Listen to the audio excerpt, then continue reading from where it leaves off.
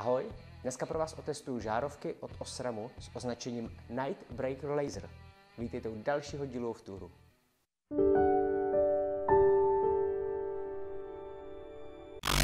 Každopádně, než se vrhnu na test samotných žárovek, zodpovím jeden dotaz. Často se mě ptáte, co to mám na Jimnym za přední světlomety.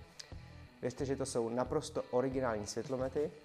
Jediné, co jsem s nimi udělal, je, že jsem je strčil na asi 10 minut do trouby, rozlepil jsem je a dovnitř jsem vlepil LED pásek, který má funkci denního svícení kombinovanou s blinkerem. To znamená, ten světlomet dokáže svítit jako denní svícení bílým světlem, anebo dokáže v případě aktivace blinkeru zhasnout to bílé osvětlení a blikat oranžově. Takovýhle LED pásek koupíte na eBay nebo na jakýmkoliv shopu za, řekněme, několik set korun. Ta práce samotná vám zabere pár hodin. Tohle není první test nějakého výrobku od Osramu, který pro vás dělám. Pokud byste chtěli vidět to předchozí video, kde testuju právě tady tuhletu LED lampu, tak tady ho najdete. Poslední produkt od Osramu, který mám namontovaný na Jimníkovi, je tady ta ledková žárovka vlastně parkovačky. Není úplně čistě bílá, má trošičku méně kelvinů, takže je taková lehce dožluta, každopádně svítí moc hezky. Teď už ale pojďme k samotné žárovce Night Breaker Laser od Osramu. Já jsem si ji koupil ve variantě H4, protože samozřejmě Suzuki Jimny používá dvouvláknové žárovky H4, ale pokud máte ve vašem autě jinou variantu, nevěžte hlavu, Osram nabízí tuhletu Night Breaker Laser i třeba jako H7. Mám pocit, že možná i H1. Koukněte se na internet, určitě ji najdete. První, co vám kdokoliv, kdo má zkušenosti s takovýmhle typem žárovek, řekne, že tyhle ty žárovky moc nevydržejí. Tady na obalu máme teda jas o 150% lepší a vzdálenost 150 metrů až o 20% světlejší barva toho světla, ale když se podíváme na srovnání životnosti, tak Night Breaker Laser má 2 čárky, standardní Osram H4 má 4 čárky. Z toho jasně vyplývá, že výrobce se vůbec netají tím, že Night Breaker Laser vydrží polovinu toho, co běžná osramácká H4. Je to prostě tak, když chcete větší výkon, dostanete menší životnost a výrobce se tím netají. Nevím, jak vám, mně to přijde sympatický. Tak jo, jak samotná žárovka vypadá? Je to dvouvláknová žárovka, myslím si, že každý, kdo ji viděl, tak ho asi nepřekvapí, že patice má 3 vstupy, jeden je zem, 2 jsou plusy na jedno a druhý vlákno. Čím se vlastně liší od standardní H4 je zejména to, že část toho krycího skla je takhle lehce do modra. To, co teďka vidíte, tady promítnutý na moje garážové vrata, jsou potkávací světla. To, že to svítí žlutě, je jedna věc, druhá věc je poměrně nízká intenzita.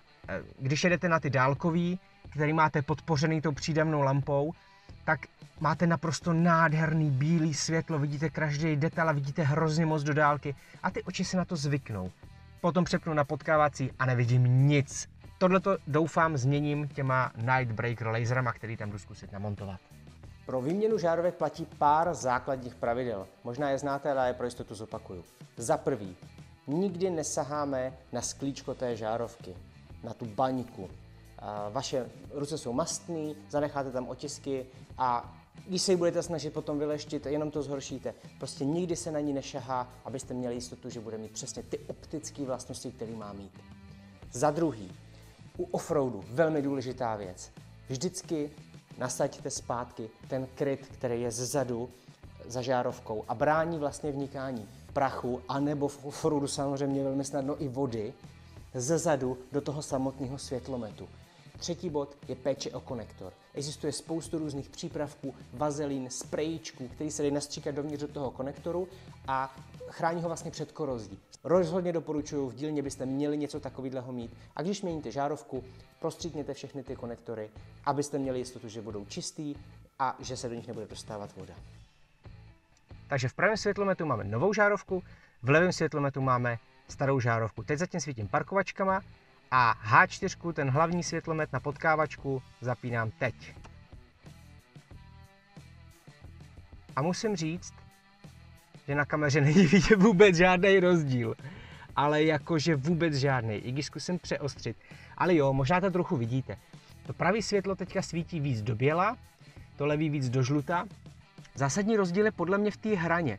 Zatímco ta levá svítí tak jako rozplizle, tak jako dostracena, nemá jasnou danou hranu, ohraničení.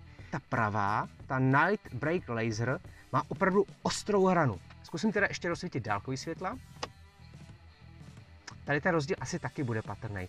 Zase vidím obrovský rozdíl v barvě toho světla, na kameře to asi nevidíte úplně tolik, ale pravý světlo svítí podstatně víc do běla, levý světlo svítí podstatně víc do žluta.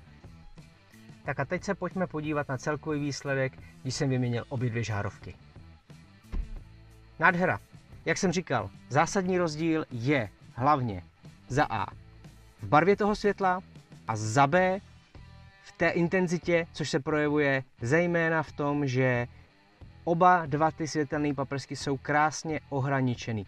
Ty původní světla neměly tak ostrou hranu, končily tak jako rozplizlé do neurčita. Tady z toho mám opravdu o hodně lepší pocit. Jdem to ještě vyzkoušet za jízdy. Tak takhle to vypadá v běžném provozu. Nejsem si úplně jistý, že to na kameře vidíte, ale tahle na ty tlumený světla mám opravdu krásně ohraničeno. Vidím to, co bych vidět chtěl. Co je zásadní, světlo je lehce světlejší. Všiml jsem si takové věci. Na dálkový světla je to světlo o hodně světlejší. Takže opravdu na dálkový světla je to velký rozdíl oproti těm standardním H4.